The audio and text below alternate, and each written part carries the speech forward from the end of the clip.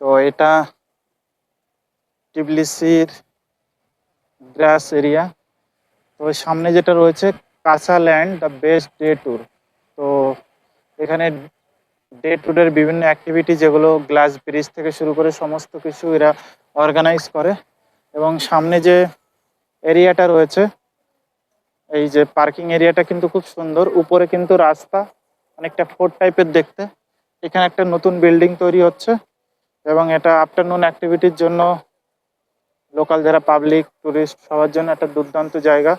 এবং এগুলো কিন্তু সব মেনটেন করছে। দুর্দান্ত দেখতে এই বেলুনটা। মোস্ট প্রবাবলি এটা একটা হাওয়াই বেলুন হবে, গ্যাস বেলুন। তো কাছে গিয়ে দেখা যাক।